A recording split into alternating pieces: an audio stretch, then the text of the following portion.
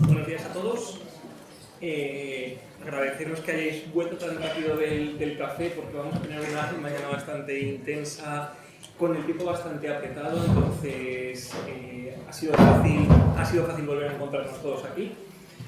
Tenemos ahora, bueno, para empezar, agradecer a toda la organización de las jornadas, agradecer el que haya contado con todos nosotros. Y como hemos comentado en el café, es bastante complicado después de la intervención de Julio Mayol enfrentarnos a esto, pero estoy seguro que esta mesa lo va a hacer perfectamente porque tenemos grandes profesionales. Lo primero que vamos a hacer es presentar a los componentes de la mesa. A mi derecha tenemos al fondo a la derecha tenemos a David Caravantes, licenciado en Documentación por la Universidad Complutense de Madrid, con amplia experiencia en el campo de la inteligencia artificial, con publicaciones de diferentes artículos como la inteligencia artificial en la educación, ejemplos y prácticos, participaciones en mesas redondas, en congresos, en Open Expo en el año 2019, 2020, 2023, incluso con diferentes workshops con títulos como Oportunidades y desafíos de la inteligencia artificial en el doctorado, hechos aquí en la Escuela de Doctorado de la Universidad Complutense en el año 2023. Justo a mi derecha tenemos a Carlos López Osa. Carlos López Osa es doctor en periodismo por la Universidad Pompeu Fabra e investigador visitante en la Universidad de Barcelona. Su tesis además se centró en el estudio de los factores de posicionamiento de sitios intensivos en contenidos y además la evaluación de herramientas de análisis de visibilidad web. Actualmente sus líneas de investigación se centran en el uso ético de la inteligencia artificial y principalmente desde el punto de vista de los métodos de investigación y su aplicación en las aulas. Estando como estamos en un entorno académico, creo que es bastante importante su aportación para nosotros. Si nos vamos a la izquierda, justo a mi izquierda tenemos a María García Puente Sánchez, que es licenciada en Biblioteconomía y Documentación, especializada en Ciencias de la Salud, codirectora de Social Biblio y cofundadora y CEO de Alter Biblio, y es la organizadora del primer session en España en noviembre del año 2019. Además tiene su propio blog, que creo que muchos de vosotros seguiréis, que es Biblio Virtual, y es responsable del subgrupo de interés Continuing Professional Development del grupo de trabajo Treadmill. Y finalmente, a nuestra izquierda tenemos a Chema Cepeda, que es enfermero en la Gerencia de Emergencias Sanitarias 112 de Castilla y León. Es supervisor de la Universidad de Soporte Vital Avanzado de Cuellar. Realizó un máster en Tecnologías de la Información y Comunicación en Educación por la UOC y es creador de un proyecto llamado Salud Conectada y autor de los libros Manual de Inmersión en la Salud Digital, 7 competencias clave hacia una salud digital y coautor o partícipe del podcast de Innovación de la Salud Conectando Puntos. Ahora lo que vamos a realizar, la idea de la dinámica que vamos a tener ahora mismo es, voy a plantear diferentes preguntas para todos los miembros de la mesa, porque como veis, todos trabajan con inteligencia artificial, pero en distintos ámbitos, en el ámbito de la biblioteconomía, en el ámbito de la enfermería, en el ámbito de la docencia, y que veamos sus puntos de vista. Voy a pedirles mucha puntualidad, vamos a intentar que no se nos retrase mucho la jornada ni esta mesa, entonces os voy a dar un turno de preguntas donde vais a tener 5 minutos de intervención cada uno, haremos 3 preguntas y para que también tengamos para que no nos pisemos, porque al final creo que muchos contenidos ya hemos hablado que van a ser parecidos, vamos a ir rotando quién comienza cada una de las preguntas, ¿vale? Entonces, con todo esto dicho, espero que sea de vuestro interés todo lo que vamos a plantearos a partir de ahora. Esto es algo que hemos hablado en el café, que hemos hablado previo al café y está clarísimo la rapidez con la que está avanzando toda esta tecnología. Entonces, como aquí creo que venimos todos a aprender y a recibir información de vosotros, quería ver si nos podíais dar algún tipo de pista, algún tipo de ayuda para que nos digáis cómo conseguís manteneros al día con todos los desarrollos de la inteligencia artificial y además cómo los incorporáis cada uno en vuestro caso, en vuestro día a día. Si queréis, comenzamos en esta ocasión por David Caravantes. Bueno, pues en el caso, yo creo que viendo la composición de la mesa, yo creo que mi enfoque sería más en el ámbito de la inteligencia artificial en la docencia. Entonces, las fuentes de información principalmente son las 2 bibliotecas, tanto la biblioteca de enfermería como la biblioteca de medicina, las que más información nos dan a nosotros los profesores.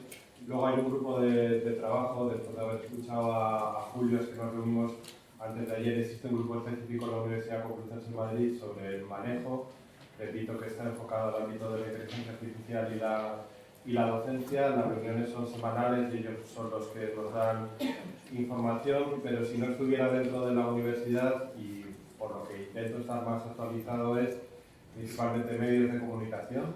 Yo creo que además por temas de algoritmo a mí lo primero que me sale es todo lo relacionado con la inteligencia artificial. Las redes sociales, yo creo que aquí han desempeñado un valor principal los grupos, sobre todo esos grupos de interés.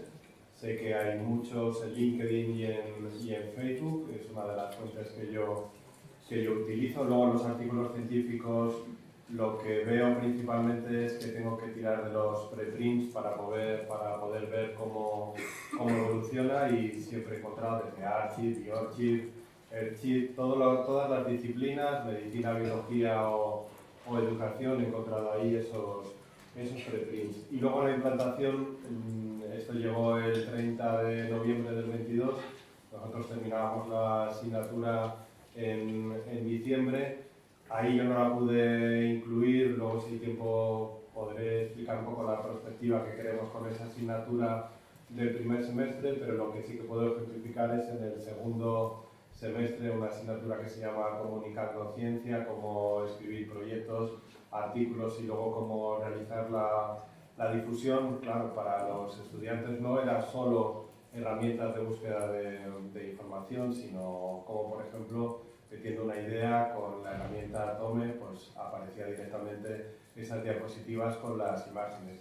Vieron también esas alucinaciones y cómo se inventan las referencias. Estamos trabajando en eso, y ellos vieron la aplicación de que en muchas ocasiones el tiempo les come, por ejemplo, para los concursos de divulgación científica, y como pudimos ver en OpenExpo hace unos días, en 10 minutos, utilizando las herramientas adecuadas, pues podían generar el vídeo, que era una de las categorías que pedían en esa convocatoria de divulgación científica de la OCDE. Muchísimas gracias, David, por ajustarte perfectamente el tiempo. Vamos a ver qué nos aporta Carlos, por favor. Bueno, por ampliar lo que ha dicho David de las fuentes que consultan para ver cuáles son los materiales al día, ¿no? Actualizados sobre temas de inteligencia artificial, herramientas, etc. Yo, aparte de las que ya he comentado, utilizo mucho Twitter y newsletters, boletines de gente que hace curación de contenidos sobre inteligencia artificial, y luego también blogs de las principales empresas que están trabajando en inteligencia artificial, pues Google, con la presentación de BAR, lo último que dice OpenAI,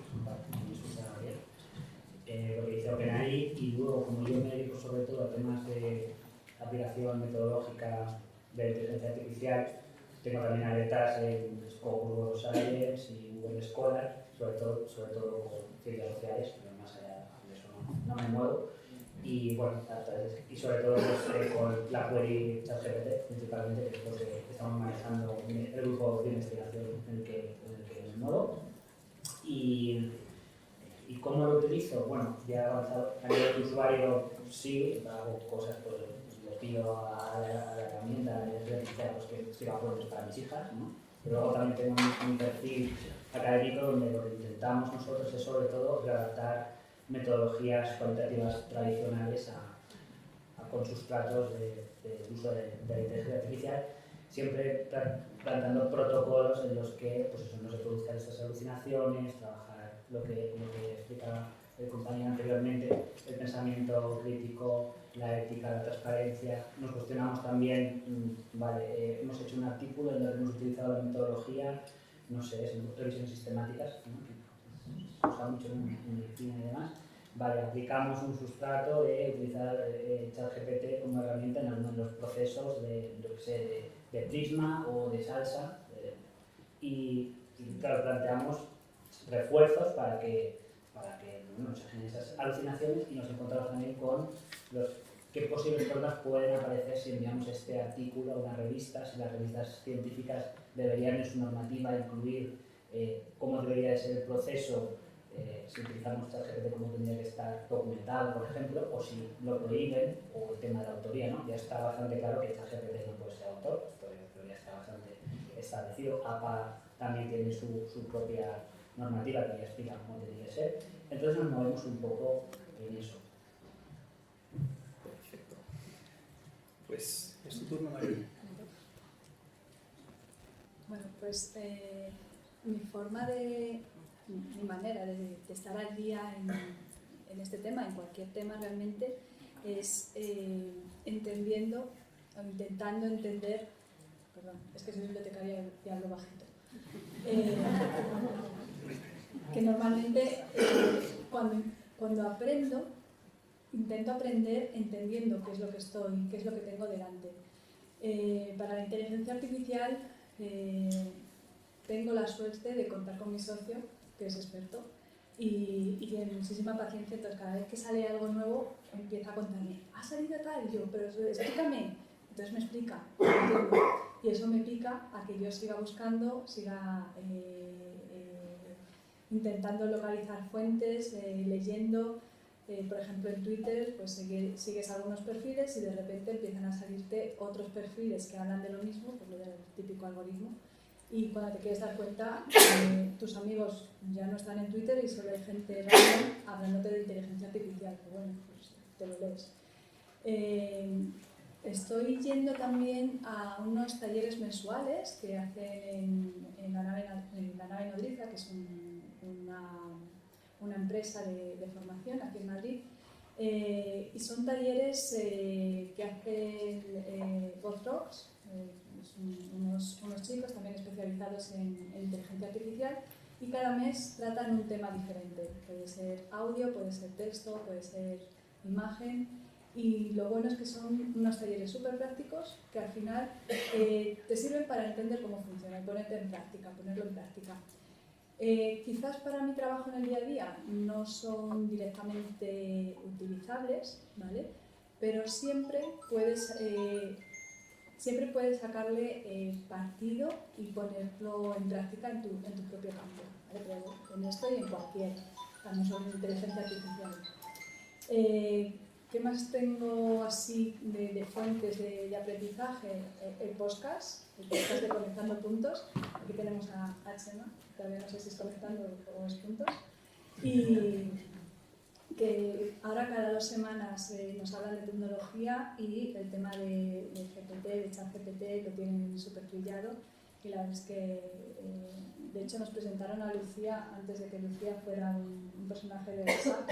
Lucía es un chat que vosotros ya podéis instalar en vuestro WhatsApp, hacerle preguntas de inteligencia artificial y os responde en un momento. No sé si se me nota que estrés. Y luego también un canal de Telegram que me uní hace unos meses, y lo mismo, gente interesada en temas de inteligencia artificial que van compartiendo enlaces, noticias, novedades, y ya no solo compartiendo sino también comentando. Entonces al final esa interactuación entre personas con intereses comunes, con conocimientos, unos tienen más, otros tienen menos, al final confluyen en mucha más información, en un interés más grande para seguir aprendiendo. Y la verdad es que yo creo que merece la pena. O sea, que si todavía estáis ahí con el miedo de ¿y esto qué es? No tengáis miedo, o sea, lanzaros. ¿Que no sabéis cómo empezar? Abrid ChatGPT, que es chatgpt.openai.algo o algo así, me lo acabo de inventar. Como ChatGPT. Pero bueno, buscáis en Google, os registráis y simplemente con la versión gratuita ya le podéis empezar a preguntar ¿por dónde empiezo para empezar a aprender a entender qué es inteligencia artificial? Y merece la pena. Y tened en cuenta que es el futuro, bueno, que es el presente, que no es algo que vaya a venir y que nos tengamos que preparar, tenemos que estar ya ahí nadando en esa hora. Ya. Como veis, les he metido mucho miedo con el tiempo antes de empezar. Tú, Chema. Bueno, pues intentaremos ser breves. Muchas gracias por la presentación y por la invitación. Y bueno, es lo que han hablado ya mis compañeros de mesa, lo que ha hablado Julio. Esto realmente va muy deprisa y tenemos todos un poco esa sensación de que este crecimiento, bueno, pues es exponencial, que nos da un poquito a todos de vértigo. Escuchaba el otro día en Twitter a un experto en todo el tema de generación de imágenes con inteligencia artificial, que está solo centrado en esa parte, y decía ya hace 2 meses que había llegado a un punto en que no era capaz de digerir la cantidad de información nueva que sale cada día sobre ese tema. O sea, imaginaos si abrimos un poco el foco, pues dónde podemos estar, ¿no? En mi caso, pues intento estar al día porque es un tema que me apasiona, pero también pues intento incorporarlo pues dentro un poco del entorno personal de aprendizaje mío, ¿no? Y yo creo que es un poco lo que intentamos hacer todos, ¿no? Ver cómo estas herramientas pues nos pueden servir para buscar información, para generar contenidos y luego pues también pues seguramente participar en la difusión, ¿no? En mi caso pues hago una monitorización activa a través de redes sociales, Twitter fundamentalmente, porque yo creo que ahí es donde, bueno, la mayoría de expertos, gente que sabe, gente que está con cada uno de los aspectos concretos de la inteligencia artificial, pues te va un poco filtrando, digiriendo toda esa información y al final, pues lo que decía María, ¿no? Siempre hay alguien que sabe, capaz de comunicar y capaz de explicarte lo que más te puede ayudar a ti en tu trabajo. Entonces yo creo que la parte de filtrar y la parte de conectar tus propias redes sociales a gente en este campo, pues es importante, ¿no? También, por supuesto, blogs, newsletters, que parecía que el correo había muerto, pues no, el correo sigue muy vivo, hay newsletters muy interesantes sobre inteligencia artificial. Aquí me acuerdo, por ejemplo, de Futurizable, de Javier Martín, me acuerdo del newsletter de Enrique Dans, que también está muy al tanto de todo lo que es la tecnología. Y luego, bueno, pues herramientas, bueno, como vais a ver, o como ya sabéis, hay muchas herramientas que ya están incorporando la inteligencia artificial y todas van a incorporar una parte de inteligencia artificial. Microsoft ya lo ha anunciado, Google también, es decir, nos vamos a acostumbrar, igual que usamos Internet, a que todo lo que tengamos, todo lo que manejemos tenga inteligencia artificial. A nivel profesional, ¿cómo lo estamos usando? Pues básicamente nosotros desde nuestra unidad estamos explorando pues un poco, pues como todos, ¿no? para buscar temas nuevos, para generar nuevas preguntas. Cuando quieres hablar de un tema, quieres no olvidarte de nada, pues le puedes preguntar a ChatGPT y enseguida te da pues, los puntos más importantes de los que tienes que tratar y abordar, y eso bueno, pues te ayuda a explorar. Para buscar evidencias también, bueno, teniendo en cuenta un poco también toda la parte de fabulaciones que tiene la inteligencia artificial, pero bueno, el ChatGPT conectado a Internet, que es Bing Chat, te da las referencias y a partir de ahí tú puedes decidir si esas referencias son correctas o no. Y así algún uso más que pueda ser interesante, que me ha parecido curioso estos últimos días, por ejemplo, toda la parte de corrección de estilo, que le puedes pedir a ChatGPT pues, que te corrija tus propios textos y te dé sugerencias, e incluso puedes entrenar a estas herramientas artificiales con tus textos para que luego te escriba con tu propio estilo, que es algo que me parece realmente interesante y yo creo que vamos un poco hacia eso, ¿no?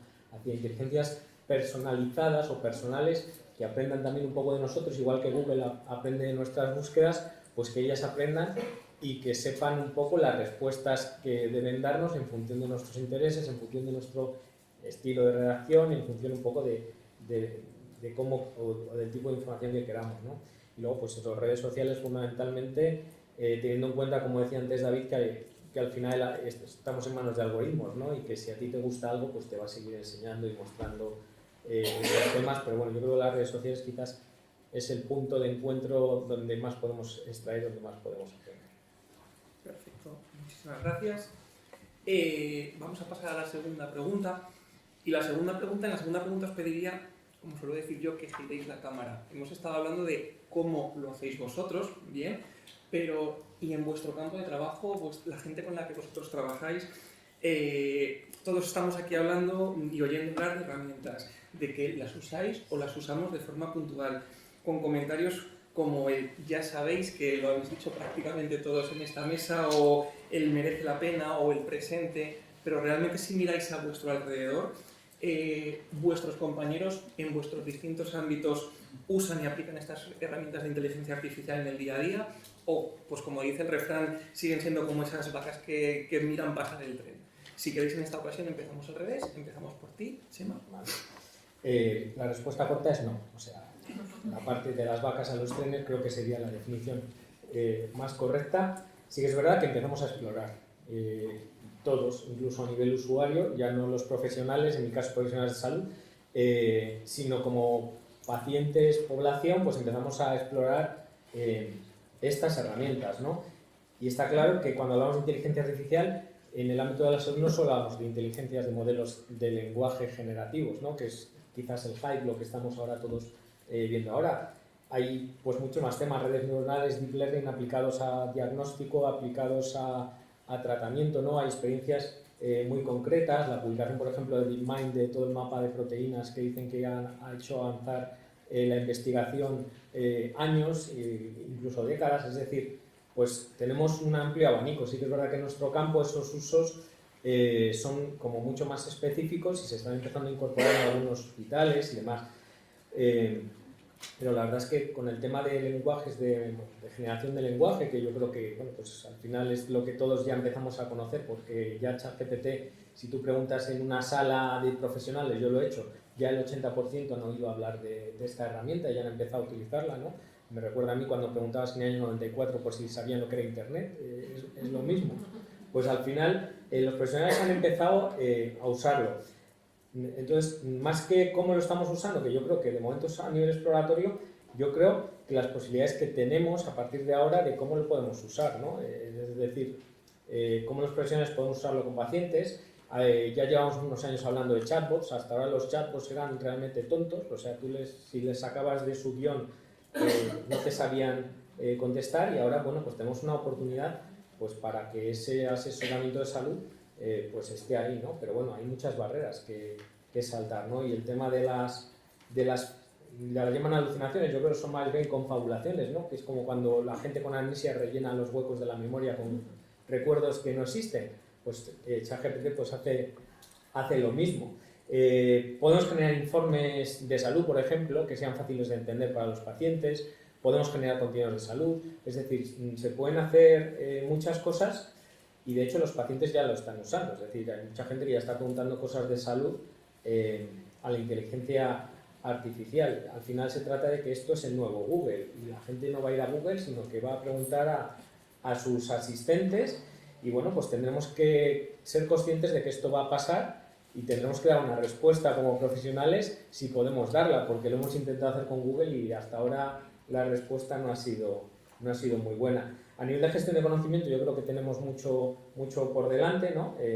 A la hora de actualizarnos, de buscar nuevas evidencias. Yo creo que hay todas estas herramientas más específicas, más centradas en investigación, nos van a ayudar mucho porque yo creo que fabulan menos y nos dan respuestas más concretas. Va a haber un boom en todo el tema de sistemas de ayuda a la toma de decisiones para los clínicos, es decir, vas a tener al lado un asistente que te va a ir orientando y te va a ir aconsejando cosas en función de los datos que le vas metiendo sobre el paciente, pero bueno, ahí vamos a estar un poco los profesionales, ¿no?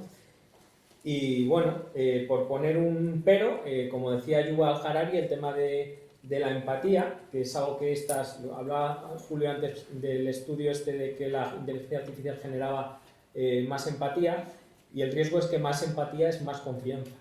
Es decir, tú con una máquina con la que tienes confianza, pues te crees más lo que te puede decir, ¿no? Con lo cual el riesgo está en que esa empatía al final pues nos pueda llevar a caminos que no queramos. Pero bueno, son todos retos que tenemos por delante y yo creo que en el tema de la salud la verdad es que se abre un abanico de posibilidades muy interesante. Muchísimas gracias. Seguimos con María, que no sé si su primera respuesta será un firme no, como el caso de Chema. Venga, María. Sí, o sea, sí. Sí es no. Sí es no. Sí, está pegando bajito. A ver, yo creo que hay un poco el tema de todas las herramientas basadas en inteligencia artificial han despegado de una forma tremenda en los últimos, yo diría meses, ya no años. En los últimos meses ha habido un despegue tremendo. ¿Qué es lo que ha pasado? Que todos hemos visto noticias, hemos empezado a escuchar sobre herramientas, cualquier cosa relacionada con inteligencia artificial, pero todavía no nos hemos metido a trabajar con ellas. Sí que muchos de nosotros ya hemos empezado a hacer nuestros pinitos con ChatGPT, a preguntarles cosas, a pensar cómo podría utilizar yo esto para mi trabajo, porque, por ejemplo, a A mí me piden una búsqueda bibliográfica, me llega el usuario que yo le pongo en el formulario. Por favor, dime la pregunta de investigación, y me suelta un párrafo así. Una pregunta. ¿Qué es lo que hago? Antes me sentaba con el médico, normalmente médico, también enfermería, bueno, todos. A ver, explícame. Yo no soy sanitario, pero necesito entender cuál es tu necesidad para poder empezar a hacer la búsqueda. Ahora mismo puedo ahorrarme un poquito de ese tiempo, se lo paso a ChatGPT, le digo que me pase todo ese párrafo que me ha dado el médico a una pregunta de investigación. Y ya dependiendo de si yo entiendo o no entiendo esa pregunta de investigación, ya hablo con el médico. Oye, me estás pidiendo esto, ¿verdad? Sí, pues ahora sigo. El siguiente paso le puedo decir, oye, esta pregunta de investigación, pásamela a formato pico. Bien, pues me saca el formato pico y además te puedo pedir que me diga términos de cada concepto de ese formato pico. Genial.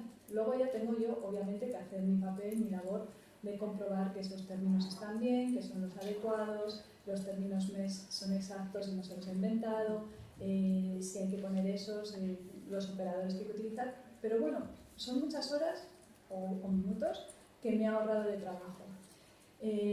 Yo creo que esto, si no lo estamos utilizando todos ya, quedan minutos, ¿vale? Minutos para que todos, al menos los que estéis aquí, que tengáis que hacer este tipo de tareas, lo hagáis, porque es muy útil. Pero yo creo que en general todavía no se están utilizando, al menos en mi campo, por lo que yo he hablado con otros compañeros, con otros colegas, herramientas de este tipo en el día a día. También pensad que si normalmente vamos hasta aquí de trabajo, que no nos da tiempo a terminar las tareas que tenemos previstas, o sacamos tiempo de nuestro tiempo libre para investigar, probar, a ver qué hay y pensar cómo meterlo en nuestro día a día, pues es imposible. Llegará un momento en el que, pues a partir de una formación o a partir de esta charla, por ejemplo, digamos, voy a probarlo y lo incorporemos como una herramienta más en el día a día sin darnos apenas cuenta, porque es muy fácil. Lo bueno de estas herramientas además que son bastante intuitivas y que utilizan lenguaje natural, que es el que utilizamos nosotros. Antes teníamos que preguntarle a PubMed en su propia sintaxis y dentro de nada habrá APIs donde yo pueda preguntar en lenguaje natural y ya no tenga que andar buscando MES o diciéndole que me busque en título, resumen o palabras clave, ¿vale? Entonces, bueno, en principio estamos en pañales, pero nos queda nada para pasar a la adolescencia. No sé si la adolescencia es el mejor periodo, pero vamos a creer que vamos a pasar a la adolescencia. Tu turno, por favor.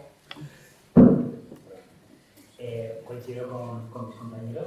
Voy a explicar un poco mi contexto. Estoy en una facultad de Biblioteconomía y Comunicación y Comunicación Audiovisual. Lo que hemos visto son dos cosas muy distintas. Por un lado, preocupación por parte de los docentes. Ya han aparecido algunos trabajos de los alumnos hechos con estas herramientas, porque las referencias ya se veían que eran padres. Estamos en un proceso de crear un comité, ver cómo se va a evaluar esto. Entonces, a nivel docente, lo que estamos desarrollando en la Universidad de Barcelona es una rúbrica, en la medida de lo posible, para identificar, caso de que no tenemos muy claro si el trabajo se ha hecho con este tipo de herramientas o no, cómo identificarlo en la medida de lo posible. Y por otro lado, estamos proponiendo otra rúbrica en el caso de, bueno, dejemos a los estudiantes utilizar esta herramienta, pero planteemos una serie de ítems que deben incorporar esos trabajos. Pues la documentación, cómo hemos desarrollado el PROP, ¿no? Que decíamos, las peticiones. Seguro que ha fallado, cómo lo has refinado, cómo lo has mejorado. Esto al final también es recuperación de información y desde ese punto de vista, a nivel de documentación y de economía, puede ir bien. Pero bueno, hay bastante miedo por parte de los docentes. También se ha planteado la posibilidad de, lo que se decía en la charla anterior, de desarrollar una asignatura sobre una asignatura de inteligencia artificial y documentación. Hemos hecho un estudio y hay, digamos, opiniones muy confrontadas. Encontramos que hay gente que piensa que sí, que hay que incorporar una asignatura completa de inteligencia artificial y documentación, gente que dice que hay que incorporarlo de manera transversal y otros que dicen que no hay que hacerlo, pero vamos, ni Y bueno, estamos un poco ahí en el limbo. Y a nivel de investigación, pues bueno, es bastante emocionante, ¿eh? Sobre todo para los que nos dedicamos a la recuperación de información, al estudio de la recuperación de información y sobre todo al estudio de buscadores generalistas, Google, Bing en este caso. Ahora bueno, Google en breve traerá aquí, bueno, ya está en Estados Unidos, lo que es el Search Generative Experience, que es el nuevo buscador de forma de chatbot, que va a dar una serie de resultados, que si buscamos, no sé, me quiero ir de viaje a Nueva York, te va a dar, pues bueno, tablas con resultados, con las opciones que más nos interesen. Va a ser una revolución y a nivel académico en este sentido va a ser importante. De hecho, ya se ve, hay estudios, bueno, cuando comenzó esto en el auge de los estudios de investigación de estas herramientas, por enero habían muy pocos, yo recuerdo haber buscado en Google Scholar, ChatGPT, a lo mejor habían 200, 300 ítems, y a día de hoy, lo miré ayer y creo que son 18.000, es bastante importante. Entonces, muy emocionante a nivel investigación metodológico y bastante temor a nivel docente. Entonces, es lo que yo me estoy encontrando. Pues yo voy a intentar objetivar, bueno, cuantificar un poco cómo está esa situación y quiénes son los compañeros que podrían liderar. Yo creo que, bueno, lo que decía, para poner esos números sobre la mesa, mañana tenemos las reclamaciones de los proyectos de innovación de la Universidad Complutense de Madrid, pero ya sí que sabemos el número de solicitudes. De las 447, a lo mejor en torno a 50 recogían ChatGPT dentro de lo que eran los términos que nosotros habíamos incluido. Si luego buscamos por títulos, me imagino que muchísimo más. Cuando comentaba la imagen de lo del tren, muchas veces nosotros asociamos ese tren con las puertas abiertas, trenes antiguos en los que suelen echar a los malos, ¿no? Y hay veces en las que nosotros nos subimos.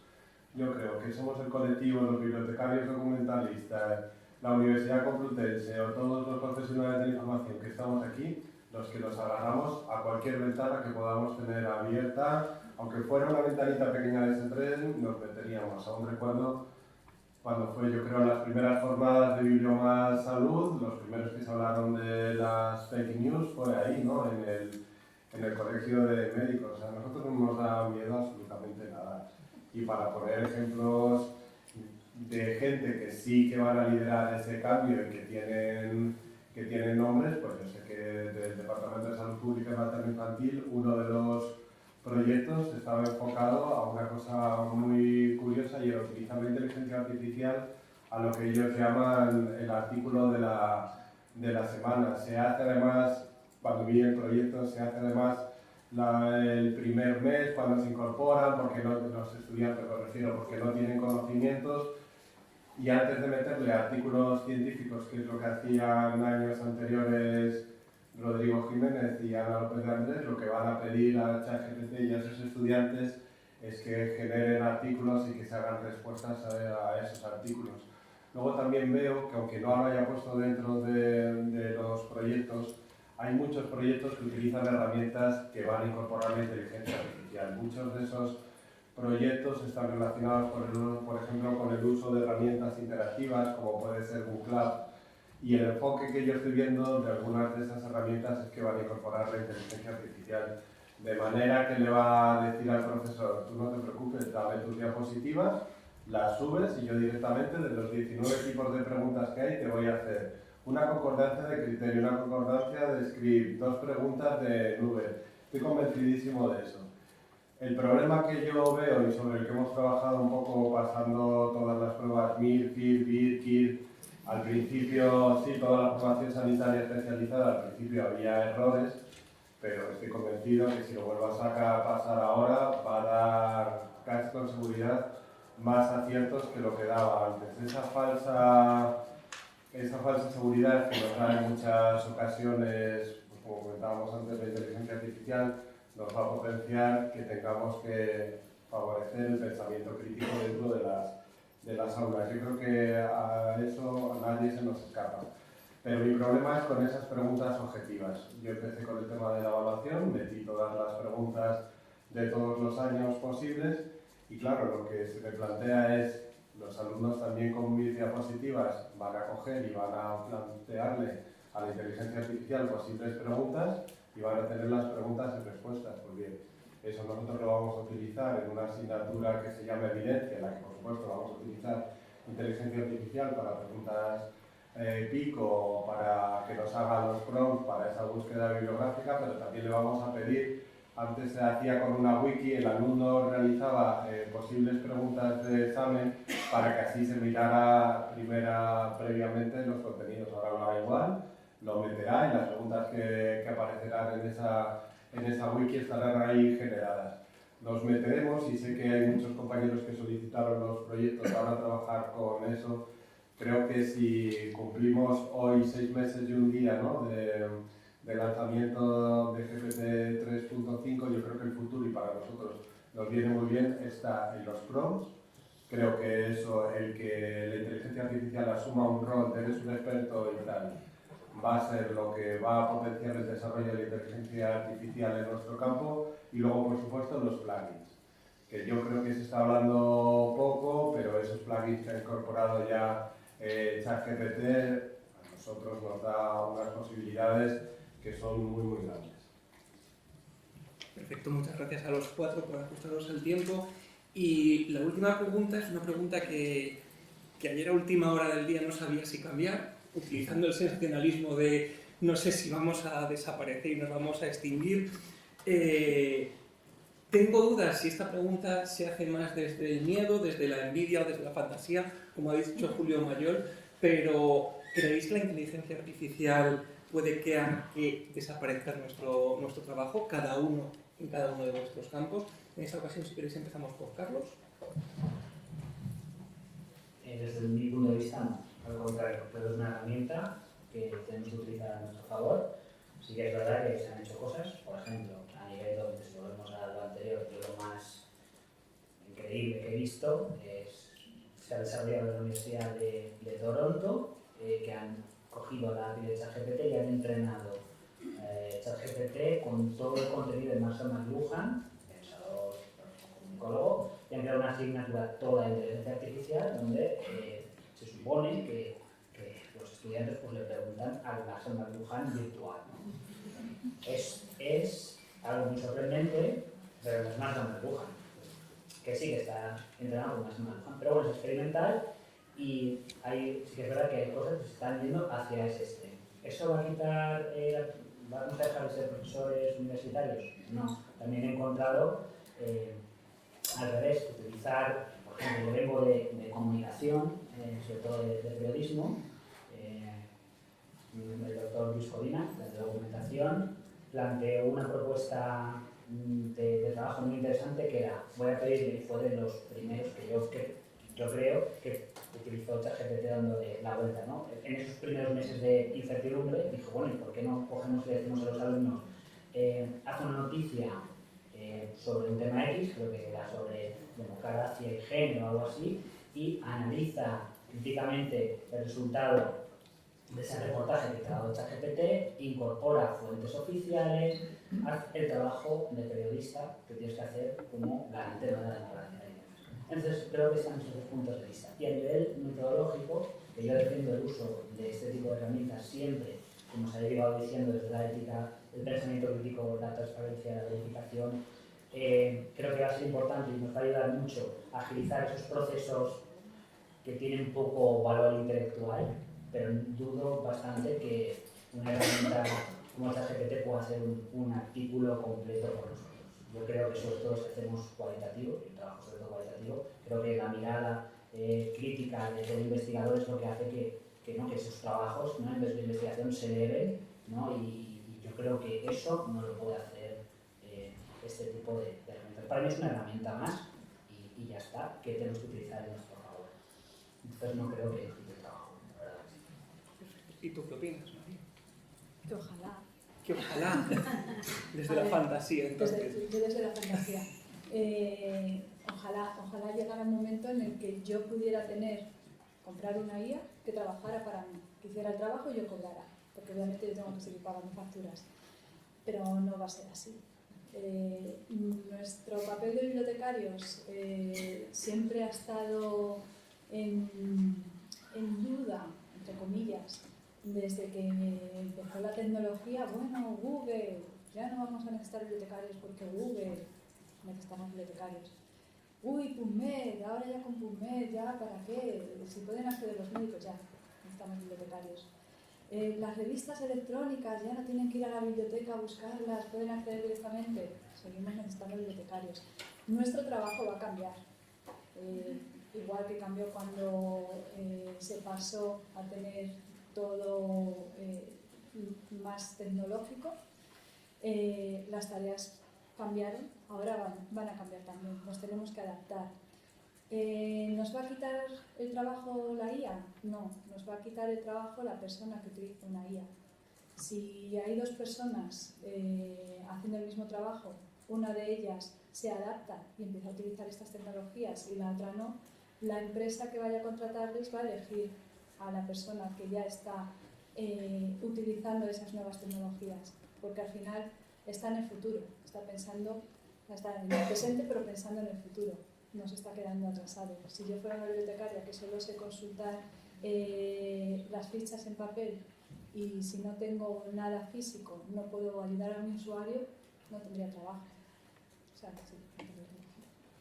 Entonces, bueno, yo creo que no. Ojalá, yo te digo que ojalá hubiera una IA que lo hiciera todo y yo solo cobrara, pero no va a ser así.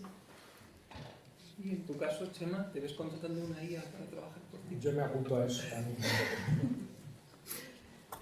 Yo bueno, estoy de acuerdo con lo que han dicho, ¿no? Al final, ¿tenemos que estar preocupados? Pues hombre, depende y en cierto grado a lo que nos dediquemos, ¿no? Si fuera un diseñador de imágenes, pues a lo mejor estaría más preocupado porque gran parte del trabajo que hago yo a lo mejor no me lo encargan a mí, se lo encargan a una IA porque alguien que se conforma con ese trabajo, ¿no? Si fuera programador, pues a lo mejor estaría algo preocupado de que haya gente que no me contrate porque lo puede llegar a hacer él a través de una IA, aunque yo creo que si fuera programador estaría contento de que una IA me ahorrase toda la parte pesada de picar código, ¿no? que es lo que realmente es más tedioso. ¿Nos van a quitar el trabajo? No, yo creo que nos van a quitar trabajo.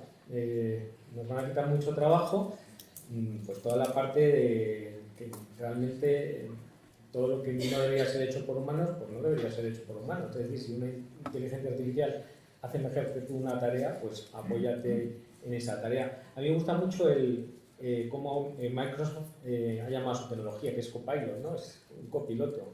Y yo creo que estas herramientas al final van a ser eso, copilotos. Vamos a tenerlas al lado y nos van a ayudar cada uno a aterrizar nuestros aviones, ¿no? Dentro de nuestras competencias y dentro de lo que hacemos. Está claro, y lo dijo PNI, que hizo un estudio para ver si estas inteligencias iban a acabar con el trabajo. PNI, que es la creadora de ChatGPT, no tiene conflicto de interés, pero bueno, dijo que el 80% de las profesiones va a haber afectado su trabajo en un 10% de sus tareas y casi la mitad y un 20% en un 50%, es decir, los que nos dedicamos a lo mejor a la ciencia y a personas pues será menos, ¿no? Pero toda esa parte que realmente nos podemos quitar, pues nos vamos a quitar. Eso, lo que decía Julio Mayor, lo de saber hacer las preguntas correctas, yo creo que va a ser fundamental. Y por supuesto siempre van a ser mejores profesionales los que tengan mejores competencias y los que trabajen con herramientas, pero es que eso ha sido toda la vida, ¿no? El que tenía mejores herramientas y las sabía utilizar, pues trabajaba menos y lo hacía de una forma más eficiente. Entonces, bueno, sí que es verdad que a nivel sanitario yo creo que no nos va a quitar el trabajo. También hay que ver un poco hacia dónde evoluciona la sanidad, ¿no? Porque en un contexto, tú cuando le preguntas a Google, le preguntas a una inteligencia artificial, por temas sanitarios, lo que le falla a la inteligencia artificial es que no tiene contexto. No sabe si estás preguntando para ti, para un familiar, cuáles son tus determinantes sociales, cuáles son tus problemas de salud. Si esto se sigue atomizando, pues a lo mejor en algún momento la IA puede hacer mejores cosas que los profesionales, ¿no? Está claro que van a estar ahí, van a estar ayudando a personas y van a estar pifiando también en algún momento, pero yo creo que deberíamos estar tranquilos y bueno, pues aceptar que vamos a tener copilotos que nos van a facilitar mucho las cosas, porque si tú estás trabajando con pacientes y hay un sistema que te está diciendo, oye, acuérdate de hacer de la analítica, pedir esto, porque a lo mejor en base a los síntomas este paciente puede ir hacia aquí o hacia allá, yo creo que ningún profesional se va a negar a tener ese tipo de ayudas, ¿no? Sobre todo a nivel legal también, saliéndonos un poco del aspecto sanitario. Entonces, bueno, yo creo que tenemos un futuro apasionante, pero lo malo es que es un futuro a corto plazo, esto va muy deprisa. Pero bueno, con ganas y expectación a ver qué tenemos. Perfecto. Pues finalmente en tu caso, David. Perfecto. Comentaba Chema lo del estudio, que yo creo que ha sido más llamativo el estudio que hacía OpenAI de cuáles eran las profesiones que iban a desaparecer. Yo miraba también las que han realizado distintas consultoras, claro, iba directamente a ver cómo estaba nuestro campo. Antes intentaba simplificar con esa ventana pequeña de un tren en marcha y nosotros conseguíamos colarnos, no una puerta de esas grandes que hay en las películas. Pues yo creo que los que tenemos que tener menos miedo de que nuestro trabajo vaya a desaparecer es el de los bibliotecarios, documentalistas y profesionales de la información. Vamos, lo tengo tan claro que mientras sigan existiendo, pues no sé, me iba a personalizar un poco, perdonen, pues bibliotecarios de facultades como Oliver, Maro, Jorge, que hacen posible que estemos en estas jornadas, profesoras como Yolanda, compañera mía en la asignatura de evidencia, en la que tenemos que enseñar búsqueda de la información, creo que podemos dormir completamente tranquilos, que nuestro trabajo no va a peligrar. Es más, a los profesionales a los que nosotros formemos tendrán menos posibilidades de desaparecer que el resto.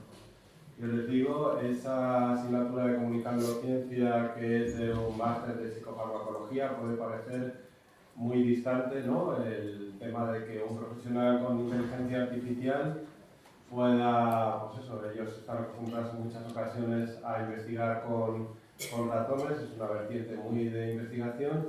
Sin embargo, para la solicitud de proyectos, uno de los apartados más importantes es que hay que recoger en las palabras, para que lo entienda la sociedad en general, cómo se va a hacer ese proyecto. Pues con ChatGPT seguro que van a tener más posibilidades de conseguir financiación los grupos de investigación de psicofarmacología que saben comunicar a la sociedad que otros que no.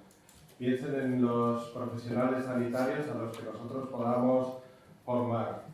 Profesionales, por ejemplo, así que puede resultar más llamativo de nutrición humana y dietética, en la que nosotros en la asignatura de diseño de estudios nutricionales les explicamos cosas relacionadas con Nutrimedia, esa iniciativa que se lleva desde la Pompeu Fabra de noticias, mitos. Pues podemos coger y preguntarle primero a ChatGPT que nos diga qué opina de eso, de si el consumo de ácidos grasos hiperoxigenados es un mito, es una realidad, y luego con ellos trabajar el pensamiento crítico. Pues esos profesionales van a tener mayor posibilidad de triunfar en su ámbito que aquellos que no sepan utilizar ChatGPT, solo como un ejemplo, voy a decir inteligencia artificial en general. Y luego para todo el ámbito de la evidencia científica, poder utilizar ChatGPT para las revisiones sistemáticas, no sé, estoy hablando solo de las asignaturas que así más conozco, pero de lo que veo de ese grupo de trabajo y de lo que nosotros podemos aplicar en el ámbito de la documentación, pues yo ya he visto todas las herramientas que permiten, muchas de ellas son de pago, como Elicit, que permiten buscar directamente esas referencias bibliográficas sobre un tema. Creo que hay un compañero de Ciencias de la Información, porque nuestro trabajo del grupo es ir recopilando las distintas herramientas, hablaba de 5 o 6 herramientas relacionadas eso, con la búsqueda específica de un tema. Es trabajar con estas herramientas, luego de mapeado a nivel de bibliometría, que también hemos trabajado bastante con ello, con identidad digital, y a lo mejor con eso ya terminaría, y me hizo ver que yo ni me puedo pelear intentando, yo que me dedico a la integridad académica, localizar uso de inteligencia artificial en trabajos académicos, porque ni GPT-0 ni 0GPT ni la herramienta que tiene Turnitin ni la propia de OpenAI me lo iba a encontrar. Pues con esto pensaba exactamente lo mismo, con lo de la identidad digital. Hay una herramienta que se llama You, en la que tú buscabas sobre ti, y sí, las primeras veces que lo utilicé mezclaba cosas, luego ya lo hice a la semana siguiente y era perfecto. Había hecho un resumen de mi currículum mucho mejor que el que hubiera hecho yo. Creo que va a acertar todas las preguntas de los exámenes. Creo que va a saber más incluso de mí, pues lo vamos a utilizar con esa idea que tiene Microsoft del copiloto, de ese asistente, y yo creo que a nosotros y a los que nosotros formemos seguro que no nos va a quitar el trabajo. Muchísimas gracias a los cuatro. A mí me surgen muchas preguntas después de todo lo que he estado oyendo, pero creo que también a los que estáis aquí os pueden surgir preguntas, entonces es vuestro momento. Soy profesional de la Universidad de Navarra, que también trabajo con la clínica. Mi pregunta iba para Chema Cepeda sobre el tema de ciencias de cómo aplicar la inteligencia artificial a la práctica clínica. Y no sé, mi pregunta es, ¿existen herramientas ya, ¿no? Tipo UpToDate o otra que se llama Dinamed, tal, que se utilizan en la práctica clínica para orientar un poco el tema? Una persona viene con unos síntomas, pues qué pruebas tengo que hacer, qué enfermedad puede ser, etc. A mí eso me parece mucho más, como diría, como serio que el ChatGPT. No sabes ni de dónde viene esa información. No sé si tienes algún comentario. Bueno, es una buena reflexión partiendo de que lo que hemos visto hasta ahora es ChatGPT. Y lo que hemos dicho de que alucina, confabula, está claro. Hablábamos antes de los plugins, de herramientas que van a entrar a ser especializadas en ciertas cosas. De hecho, ya Bing Chat, por ejemplo, cuando le preguntas sobre algo de matemáticas, directamente te activa un plugin que se llama Wolfram, que directamente está enfocado en matemáticas. ¿Por qué? Porque cuando tú le decías 2 más 2, a lo mejor te decía que eran 3 y te lo razonaba, ¿no? Y ahora está acertando más. Yo creo que va un poco en esa línea. Hay herramientas que son muy buenas, pero esas mismas herramientas ya van a incorporar procesos de inteligencia artificial. Con lo cual, digamos, el intercambio y la interfaz entre el profesional y la máquina, yo creo que va a ser mucho más fácil. Es decir, va a ser procesamiento de lenguaje natural. Es decir, tú vas a poder conversar con esos sistemas y esos sistemas van a estar, lo ideal es que estén integrados ya dentro de los propios sistemas de información clínicos y que puedas preguntarles directamente. Pero está claro que si tú tienes una inteligencia artificial que no acierta y que se imagina cosas, pues no te va a ser de utilidad.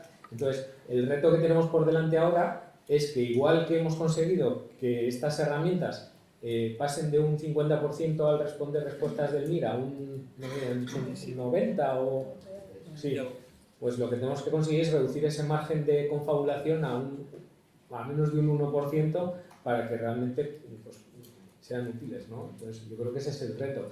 Lo que vamos a tardar en conseguirlo no lo sé. Yo tengo confianza en que esos plugins van a estar como más dirigidos, más orientados y nos van a ayudar. Yo creo que estas mismas empresas que llevan estos asistentes ya funcionando pues van a ir por ahí, ¿no? Yo creo que van a empezar o estarán ya trabajando en cómo incorporar estos sistemas dentro de sus herramientas. Pero hay que salvar eso y no sabemos cuánto nos puede llevar a salvar eso. Y aquí me pongo el ejemplo, por ejemplo, de la conducción autónoma. Acordaos cuando nos dijeron a mí me dijeron que mis hijas ya nos iban a sacar el carnet y están ya ahí casi. Es decir, ¿cuánto tardamos en dar ese último salto en el que la conducción ya es totalmente más segura de la que podemos hacer los humanos?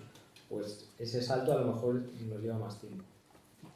Hacer una pregunta. Yo creo que hay una cosa que la inteligencia artificial está generando en toda nuestra profesión, que es precisamente un estímulo adicional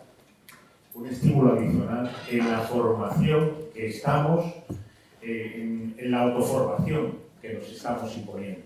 Y en ese sentido, el chat, lejos de ser por así decirlo, un impedimento, es un acicate, es un estímulo para la evolución de nuestra propia profesión. Nuestros perfiles profesionales se van a ver enriquecidos completamente. De hecho, este impacto tan radical que han tenido las herramientas de inteligencia artificial en nuestro propio trabajo en pocos meses ha generado unas expectativas tremendas. Y esto es un potencial de investigación, un potencial de autoformación que a nosotros nos sitúa en una posición de privilegio, de salida, ¿no? Es realmente muy interesante. Nosotros llevamos trabajando, bueno, por lo menos tentando las inteligencias artificiales, alivian muchos procesos administrativos. Las memorias de ejecución de gasto, por ejemplo, las hace estupendamente, otra cosa es que no las deje por aquí. Pero funciona muy bien. O sea, realmente para ciertas cosas, si está bien entrenada, funciona bien. Y luego hay criterios que, evidentemente, siempre tendrás tú que supervisar, someter a tu juicio, a tu ponderación. No puedes aceptar como bueno cualquier cosa que... Y en este sentido yo creo que yo lo planteo más como una defensa de la propia profesión. Es decir, estamos estimulados a asumir una nueva función y a enfrentarnos a ella. Hola, buenos días. Soy Maribel, de la Biblioteca de la Universidad de Alcalá. Solamente dar una pequeña matización que igual algunos compañeros ya lo saben por estar en el mundo bibliotecario, a Carlos, sobre lo que decías de la autoría, que ya se ha posicionado, como había dicho antes el otro exponente, no solamente el artículo de la revista Nature, sino que el Comité de Ética de la Publicación Científica y también las publicaciones médicas han hecho ya recomendaciones sobre el ChatGPT y cómo se tiene que decir quién es el autor, ¿no? Han dicho que nunca todos se han puesto de acuerdo, y también las editoriales Tyler & Francis y Springer. Están diciendo, imagino que se irán uniendo cada vez más y se van a hacerlo de manera más explícita. Siempre dicen que como estás también en ética, que tiene que ser completamente ético, hay que ser transparente y siempre hay que mencionar en el artículo o cualquier contribución que se tiene que poner en agradecimientos e incluso si utilización o metodología. Entonces eso sí o sí por ahora es lo que están diciendo. No sabemos después cómo serán los desarrollos, pero pues sí, no sé, igual lo sabéis algunos, pero que sepáis que ya se están diciendo, se están opinando, ¿no?, sobre el tema. ¿Vale? Pues sí. Yo lo que ya he visto es que el artículo más famoso, bueno, uno de los más famosos en nuestro entorno, que es el que estaba relacionado con enfermería y citaba a ChatGPT, ya ha tenido que realizar la corrección y si se meten ya ha desaparecido ese autor. Yo añadiría además, que es lo que venimos defendiendo, que todo lo que se haga con ChatGPT se incorpore cuando suba a JS, a donde sea, en la plataforma que sea, como material complementario. Toda la documentación utilizada como material complementario da mucha más transparencia, permite que los evaluadores puedan revisar bien todo. Entonces, todo lo que tú dices nos ha incorporaría este tema de material complementario, que es muy útil. Como los datasets, que estamos acostumbrados. Bueno, yo soy Francisco José García, profesor también de la Facultad de Enfermería y, bueno, dirijo el Máster de Innovación en Salud Digital desde hace ya 3 años y una de las asignaturas es Inteligencia Artificial aplicada a la salud. En estos 3 años lo que hemos aprendido ha sido la generación sobre todo de competencias. Lo que dice David Talavante es verdad en relación a que siempre se ha tenido en cuenta la parte de la bibliometría, la parte sobre todo de la información. Y lo único que estoy un poco en desacuerdo en relación sobre todo a ChatGPT es con lo que ha dicho Chema, es decir, y sobre todo desde el punto de vista médico, el gran problema ético que tiene el hecho de que nosotros metamos datos del paciente, sobre todo sin saber, como ha dicho también Julio, hacia dónde van dirigidos esos datos, es conforme aprende. Es decir, este uso de la inteligencia artificial aprende conforme vamos metiendo datos. Si tú dices cuánto va a tardar, pues va a tardar en el momento en el que se permita eso. Precisamente el problema que tiene es que tenemos nosotros un apartado dentro de la asignatura que es ética de la inteligencia artificial, que está generando una de nuestras profesoras precisamente con la Comisión Europea. La dinámica es todo en lo que se está basando, es decir, todos los pasos están diciendo la ética a la hora de poder aplicarlo, el objetivo. En el tema de educación nos pasa igual, yo pertenezco también al grupo de investigación de aquí de la Complutense en relación a la inteligencia artificial con Julio Mayol. Y es lo que estamos debatiendo. Estamos debatiendo realmente cuál es el punto exacto en el que podemos dar toda esa información, no cómo van a ser los canales, y esa es la preocupación. El titular que salió no es otro más que, es que si yo quiero imaginarme el hecho de decir voy a hacer una bomba nuclear, le pido a ChatGPT que me lo haga, y ese es el potencial real que hay. Es una herramienta que es muy peligrosa dependiendo de cómo se utilice. Y el problema, tenemos que saber en que estamos en la cuna de donde está la formación. Es decir, qué queremos a nuestra generación, en qué se debe formar y cómo debe utilizarlo. Es que va más allá, yo creo, el debate, no solo en el uso, sino cómo se va a utilizar esa inteligencia artificial a futuro, ¿no? Ha hablado de Clinical Decision Support, por ejemplo, para un médico de decisiones clínicas. No podemos dejar simplemente eso. Lo que estamos favoreciendo es lo que se ha ido hablando durante todo el tiempo, de ser críticos, es decir, de generar a la gente una capacidad crítica que hasta ahora no hemos tenido. Es decir, hemos ido dando información, la información la tiene, han ido aprendiendo y los estudiantes están aprendiendo de lo que ven en redes sociales. O sea, a mí en mi clase se aburren porque están acostumbrados a que en menos de 3 minutos la información ya no es. Es decir, ya he desconectado, porque es otra generación, ese es el problema. Entonces, ellos están a la última. El problema es que nosotros, no quiero ser como paternalista, pero tenemos que tener claro cuál es la decisión que se va a tomar sobre esto. Porque es ese debate que se lanzó en Estados Unidos. El propio CEO de OpenAI lo dijo claramente. El problema es el concepto ético. Y conforme vamos a utilizarlo, y nosotros estamos en el punto justo para poder determinarlo, es que lo ha dicho Julio también en la presentación, es un momento histórico en el que lo que tenemos que saber es hacia dónde queremos ir. Ese es el reto. Y lo que nos teníamos que plantear es todo de no utilizar la herramienta, porque lo puedo utilizar para esto, pues si yo le doy la productividad máxima, es un asistente, o sea, es como una extensión más. Ahora, la cuestión es cómo lo vamos a utilizar. Y es donde tenemos que poner el punto, porque es educación. Y esto es lo que se da en esta universidad, educación. Y saber a quién vamos dirigidos. Estoy de acuerdo con lo que has dicho totalmente. Y por supuesto yo creo que el acento es en la palabra asistente, ¿no? Que al final tenemos que fomentar ese pensamiento crítico, pero tenemos que darnos cuenta de que estas herramientas están aquí.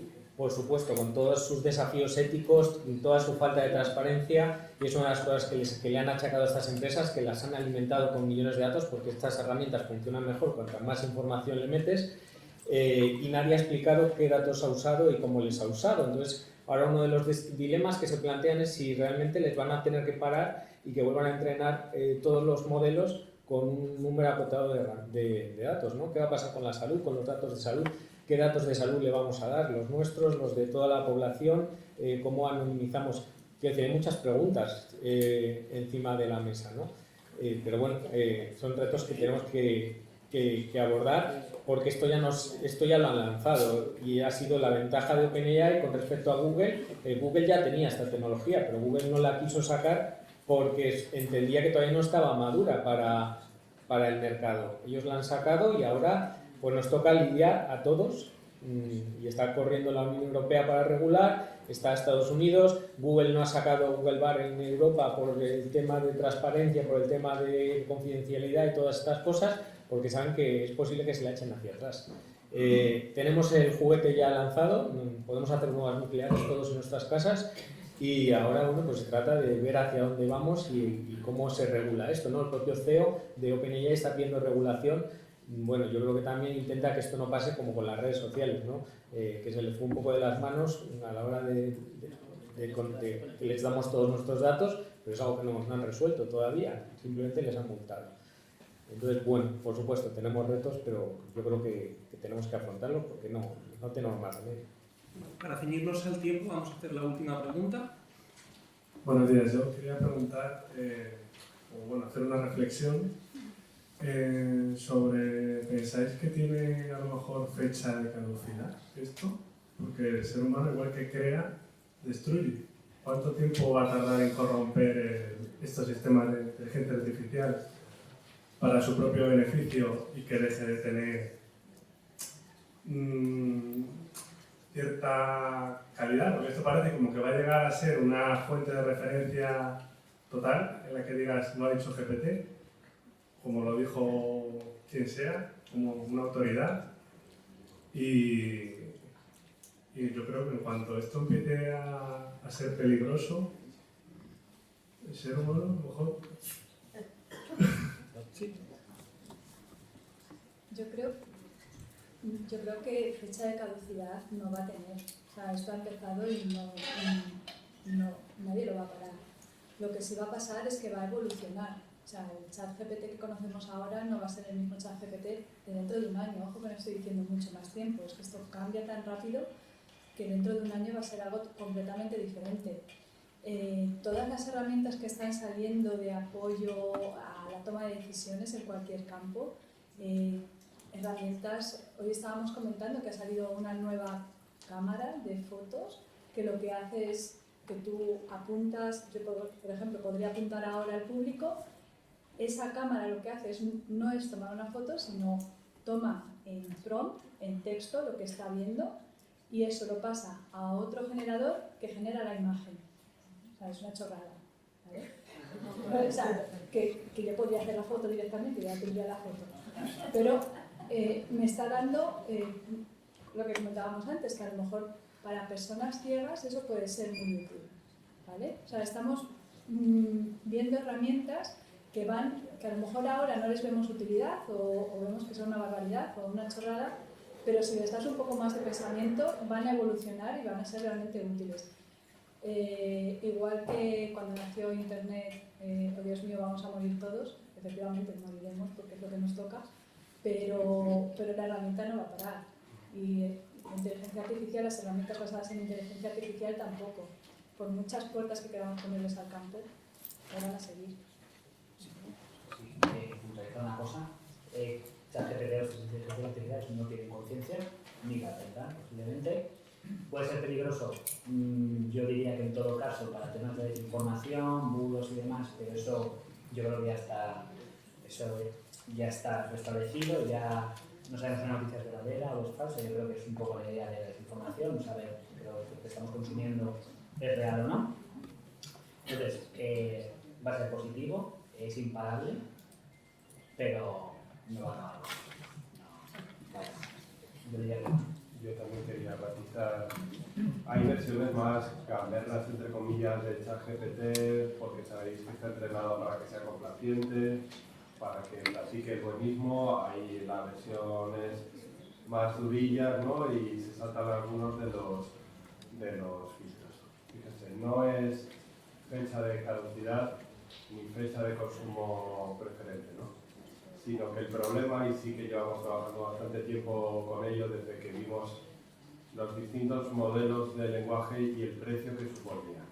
En el momento en el que nosotros vimos que desde OpenAI veíamos 4 modelos de lenguaje, el más caro creo que se llama DaVinci, el más barato Ada por Ada Lovelace, que tienes que pagar por tokens, que no es lo mismo que palabras, que ya puedes calcular cuánto te va a costar hacer una pregunta, creo que ya queda claro que no va a poner la limitación ni a nivel tecnológico, ni que haya distintas versiones, una más amable que otra de ChatGPT o de las inteligencias artificiales, sino que el límite en el uso va a estar y se va a crear una gran brecha con el tema de si se va a poder pagar o no se va a poder pagar. Yo creo que eso es lo que nos va a limitar más. Perfecto. Daros las gracias a todos por vuestras intervenciones y simplemente para cerrar quería dejaros una reflexión, si queréis lo preguntéis a ChatGPT o si queréis lo pensáis vosotros, un poco utilizando todo lo que hemos estado escuchando a lo largo de la mañana de hoy. Julio decía que los que estamos aquí somos esa generación que quiere ganar dinero y la generación que viene es la generación que quiere ganar tiempo. En la última pregunta se ha hablado de si esto podía ser peligroso y yo a lo mejor por dejar esa semilla y que ellos piensen y que vosotros penséis, David ha dicho que podemos dormir tranquilos, que María y Carlos han dicho que vamos a conseguir con toda esta inteligencia artificial ahorrar tiempo en nuestro día a día, y Chema ha dicho que nos vamos a quitar trabajo, pero ¿creéis que con ese miedo, esa envidia y esa fantasía vamos a ser lo suficientemente sapiens para no querer cada día más y querer aprovechar ese tiempo para crecer mucho más y que no ganemos ni tiempo ni trabajo? Muchas gracias a todos.